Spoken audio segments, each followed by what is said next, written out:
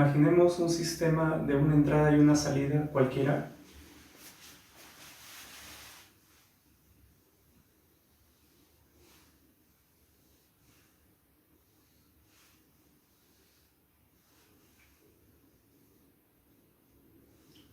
Entrada RDT, salida CDT. Sea este un sistema de una entrada y una salida, cualquiera, a veces denominado sistema SISO, sistema lineal, ¿no? En general, un sistema lineal de una entrada y una salida va a quedar descrito por una ecuación diferencial que va a tener la siguiente forma. Tal como habíamos visto, un coeficiente derivada enésima respecto del tiempo de C dt más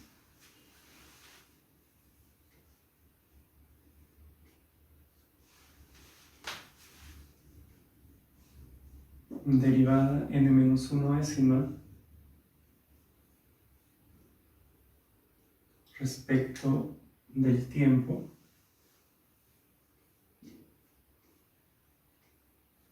más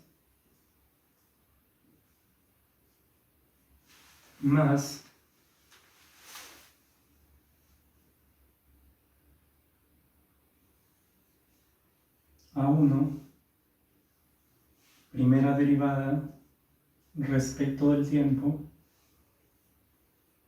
de CDT más el último término a sub 0 derivada ceroésima, es decir, sin derivada de CDT. Esto es por un lado, y por el otro lado, una forma muy similar, pero para la entrada, ¿no? Coeficiente Bm derivada mésima respecto del tiempo de RDT más coeficiente Bm-1 derivada m-1ésima respecto del tiempo de RDT más puntos suspensivos penúltimo término B sub 1 primera derivada respecto del tiempo de RDT más último término B sub 0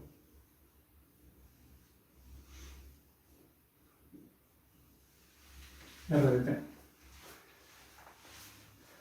Esta va a ser la forma general que va a tener la ecuación diferencial que representa un sistema, ¿no? Un sistema con una entrada y con una salida.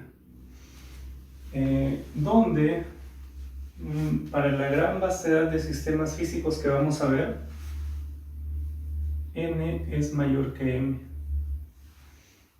¿no? Eso lo vamos a observar, digamos, en la práctica, ¿no? Cuando analicemos diferentes sistemas físicos, vamos a encontrar que se cumple eso. ¿Por qué razón? Eso ya escapa un poquito al curso, ¿de acuerdo? En algunos casos esta relación se presenta un poquito modificada, en el sentido de que se divide toda la ecuación entre el coeficiente AN, ¿no? De tal manera de que acá me quede 1, acá me quede un nuevo coeficiente, que en este caso sería AN-1 entre AN, es decir, todo dividido entre AN, de tal manera de que el coeficiente de la mayor derivada sea igual a 1. Esa es una forma alternativa, ¿correcto? Bien. Cuestión importante que no me parece que habíamos comentado todavía es que ya que esta ecuación diferencial proviene del análisis de un sistema físico, de algo que representa la realidad, ¿no? O de una realidad simplemente, todos estos coeficientes, todos los coeficientes A y todos los coeficientes B, van a ser números reales. Esto es muy importante. Los coeficientes A, los A's, lo estoy escribiendo así, los A's, coeficientes A, y los coeficientes B pertenecen a los reales, ¿no? Pudiendo ser negativos, positivos o eventualmente iguales a cero. Es decir, ninguno de esos coeficientes va a ser un número imaginario o un número complejo, ¿no? ¿Por qué razón? Repito, porque esta ecuación diferencial proviene del análisis de un sistema físico. Y las relaciones que existen en un sistema físico, pues son todas mediante números reales, ¿correcto? Muy bien. ¿Por qué es importante eso? Porque luego nosotros vamos a hablar de las raíces de ciertos polinomios. Entonces, esos polinomios van a tener coeficientes reales. Y se puede demostrar de que si tengo un polinomio con coeficientes reales, pues las raíces tienen ciertas propiedades. Podrían ser en algunos casos complejas o imaginarias, pero tienen ciertas propiedades. Muy bien, a partir de esta ecuación diferencial podemos hallar la función de transferencia, ¿cómo? Aplicando la transformada de Laplace y restringiendo que las condiciones iniciales sean iguales a cero. En este caso lo que tendríamos nosotros es aplicando, vamos a escribirlo por acá, aplicando la transformada de Laplace y bajo la condición o bajo la restricción de que las condiciones iniciales son iguales a cero, por acá lo vamos a hacer, tendríamos lo siguiente. AN SN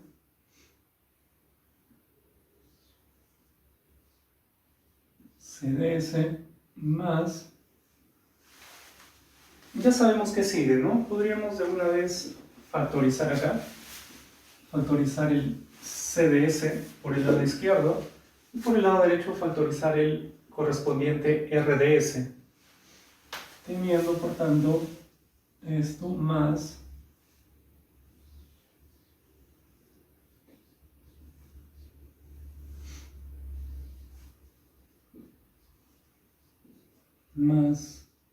puntos suspensivos más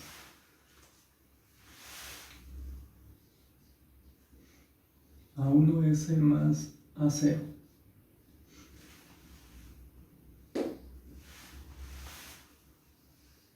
Esto por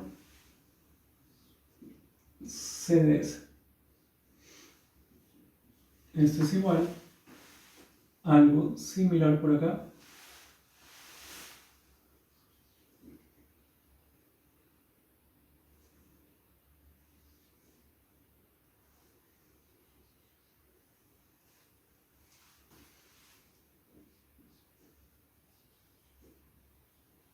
Bm-1 S a la m-1 más puntos suspensivos B1S más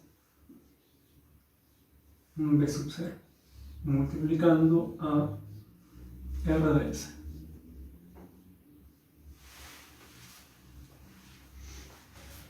¿Correcto? Bien, entonces lo que está entre paréntesis por el lado izquierdo es un polinomio de S, ¿no? De grado n, y por acá también entre paréntesis tenemos otro polinomio de S, pero de grado m, ¿no? Podríamos a partir de ahí plantear la función de transferencia, diríamos la función de transferencia del sistema es igual a CDS entre RDS, ¿no? Y esto sería igual a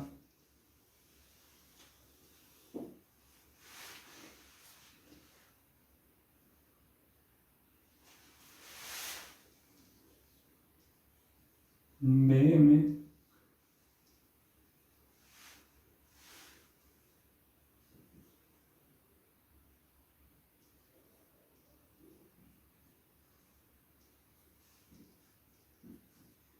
más puntos suspensivos más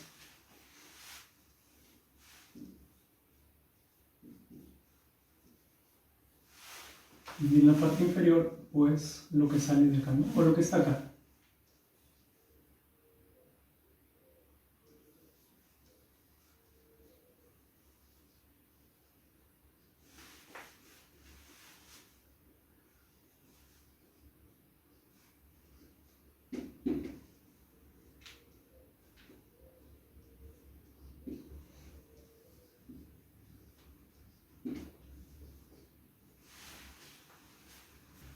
Tenemos, por tanto, tal como ya habíamos visto anteriormente también, que la función de transferencia siempre va a tener esta forma, ¿no? Va a ser la división de dos polinomios de S. Bien, lo que vamos a hacer ahora es escribir esos polinomios como la multiplicación de sus factores. Entonces, todo polinomio puede ser escrito por sus correspondientes factores, ¿no? Los factores, digamos, son los elementos de grado 1, ¿no? S más A o S menos A, como se quiera ver, que multiplicados todos nos dan el polinomio, ¿correcto? Entonces, esto puede ser escrito como el coeficiente BM por el primer factor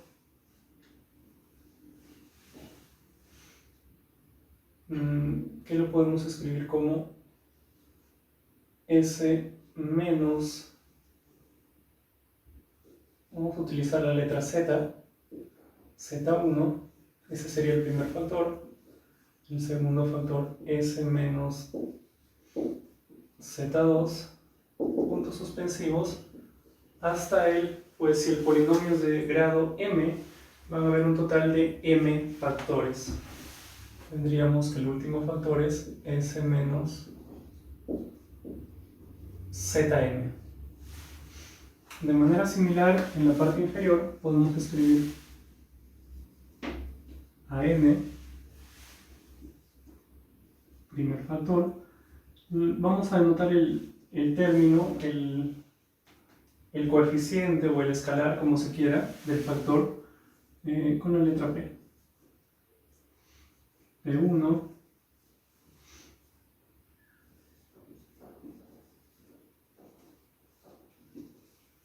puntos suspensivos S menos Pn, un total de n factores, ¿correcto?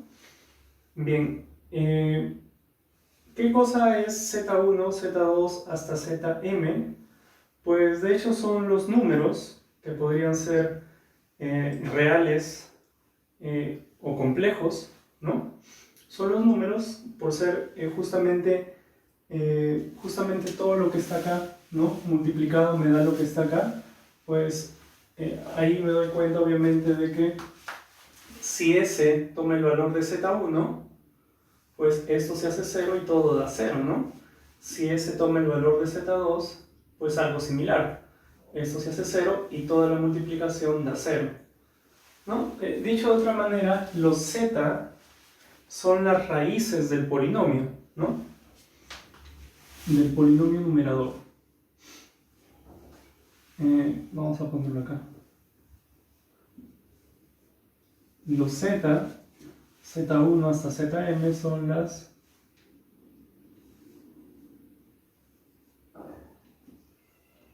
raíces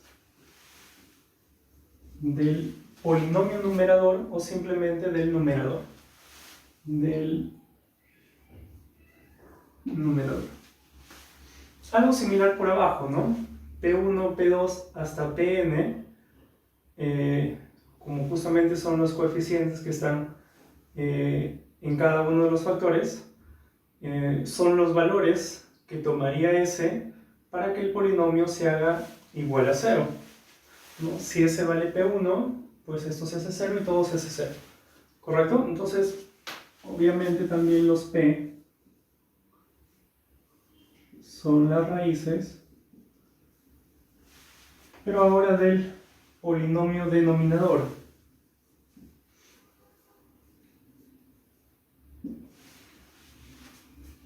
¿Correcto? Obviamente, si el polinomio es de grado m, va a tener m raíces, de z1 hasta zm. Si el polinomio es de grado n, como el denominador, ¿no? Pues va a tener un total de n raíces. Bien, a esas raíces, bueno, a las raíces del numerador se les denomina, vamos a ponerlo acá, ceros. Y a las raíces del polinomio denominador, a los p, se les denomina polos, ¿no? Y más bien lo que se dice es que esos z, ¿no?, son los ceros de la función de transferencia y los p son los polos de la función de transferencia, ¿no? Si a mí me preguntan, por tanto, ¿qué cosas son los ceros de una función de transferencia? Pues diré que, por definición, son las raíces del polinomio numerador de la función de transferencia. ¿Qué cosas son los polos de una función de transferencia? Son las raíces del polinomio denominador de la función de transferencia. ¿De acuerdo? Veamos un ejemplo.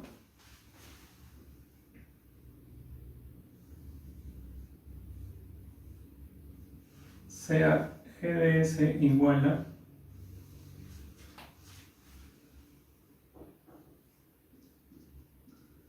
s más 1 entre s cuadrado más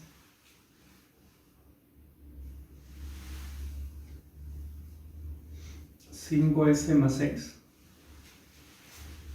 ¿Cuáles son los ceros? ¿Cuáles son los polos? Sencillo, ¿no? Simplemente tendríamos que colocarlo en esa forma que está allá. Factorizar, ¿no? En algunos casos pues se puede hacer de manera manual, pero en otros casos tendremos que ir a una computadora.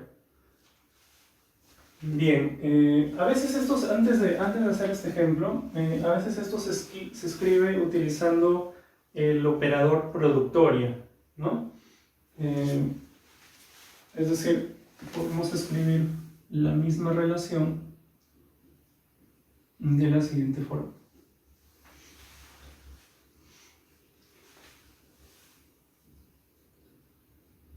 Bm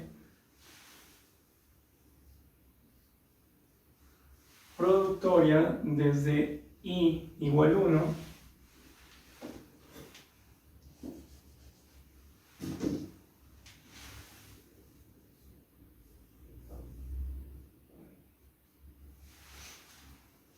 hasta m de los factores s menos zi. La productoria es como una sumatoria, pero en vez de sumar los términos, los multiplicas, ¿no? Acá estoy diciendo s menos z1 por s menos z2 por s menos z3 hasta s menos zm. Justamente lo que está por allá. Y algo similar podríamos escribir acá.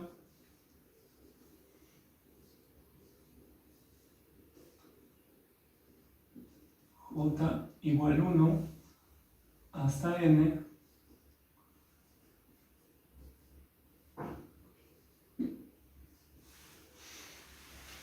¿correcto? Bien, entonces en este ejemplo el numerador ya está, digamos, factorizado, ¿no? solamente tiene un factor, s más 1. Abajo nada más nos faltaría factorizar.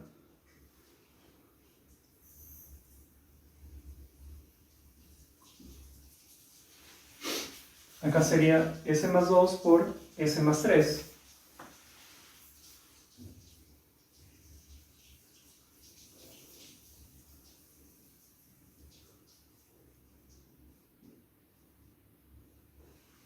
¿Correcto? S cuadrado más 5s más 6. Ya está. Teniendo la función de transferencia factorizada, pues ahí rápidamente ya tenemos los ceros, ¿no?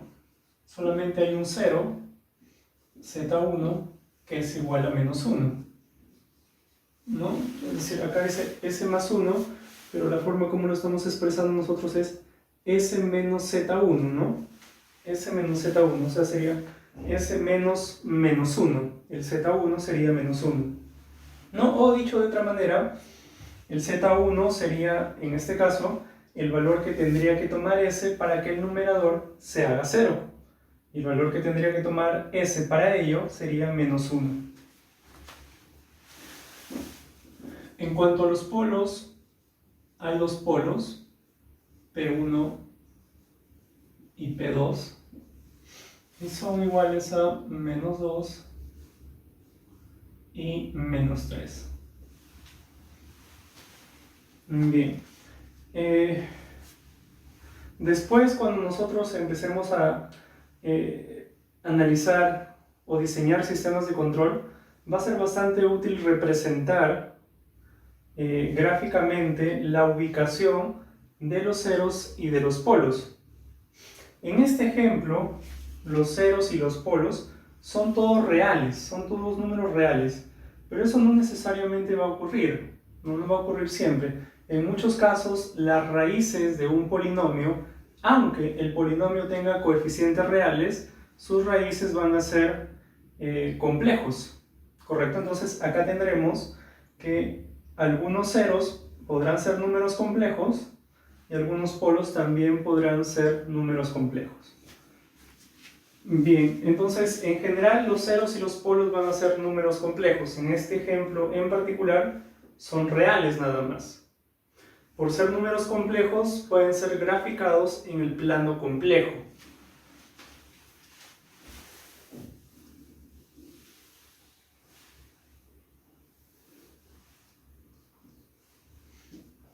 Sea este el plano complejo, reales por acá, imaginarios por acá, se acostumbran representar los ceros mediante un circulito y representar los polos mediante una X, ¿no? Todos en este ejemplo van a estar ubicados por acá, ¿no? El 0 está en menos 1, un círculo ahí, y los polos están en menos 2 y menos 3, una X y una X. ¿No? Estaríamos representando en el plano complejo la ubicación de los ceros y de los polos. Veamos otro ejemplo. Sea la función de transferencia g de s igual a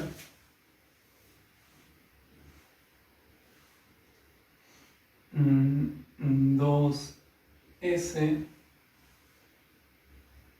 menos 6, y acá abajo s cuadrado más 2s más 2. Encontremos los ceros, el cero en este caso solamente hay uno, los polos, los dos polos, y grafiquémoslos. Primero esto hay que expresarlo tal cual vimos antes. Acá sería 2 por s menos 3, ¿no? 2s menos 6. Y para factorizar eso, pues podríamos utilizar la fórmula muy conocida, ¿no? Vamos a ponerlo así. Los polos, los dos polos van a ser las raíces de ese polinomio denominador, y para hallarlo pues utilizamos esta fórmula, ¿no? Menos el coeficiente b más menos raíz cuadrada de 2 al cuadrado menos 4 por 1 y por 2 entre 2. Esto sería igual a menos 1 más menos 2 al cuadrado 4 menos 8 menos 4 raíz de menos 4, ¿no? Raíz de menos 4, raíz de menos 4, pues esto lo escribimos como raíz de menos 1 por 4, ¿no? Propiedad de la raíz, raíz de menos 1 por raíz de 4, 2, y esto de acá es la unidad imaginaria, ¿no? Que yo lo voy a escribir con la letra I, pero a veces también lo escriben con la letra J. Sería 2i. Lo que está acá sería 2i, entre 2 simplemente sería i, ¿no? Menos 1 más menos i. Estos son justamente, ya no necesito escribirlo acá, porque ya directamente, por definición, ¿no? Los polos eran las raíces de este polinomio denominador. Acá estoy encontrando esas raíces. Si quisiera lo podría escribir, pero por ahora no me interesa mucho. Si quisiera escribirlo acá sería S menos P1, ¿no? P1 es menos 1 más I. Sería menos P1 menos 1 más I. Sería menos por menos más 1 menos I. Ese sería un factor y el otro factor sería S menos 1 menos I más 1 más I. ¿De acuerdo? Graficando esto en el plano complejo,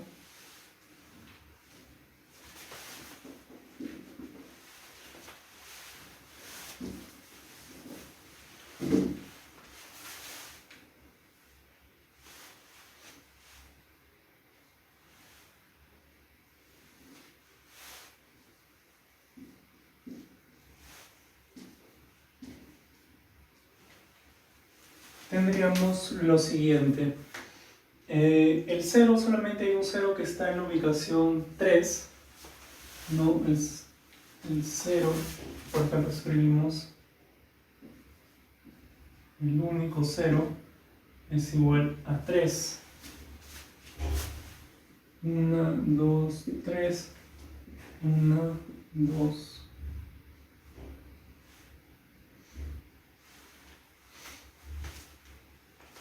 Uno, 2, 3, acá estaría el 0, ¿no? Un circulito. Y los polos, menos 1 más i, menos 1 menos i.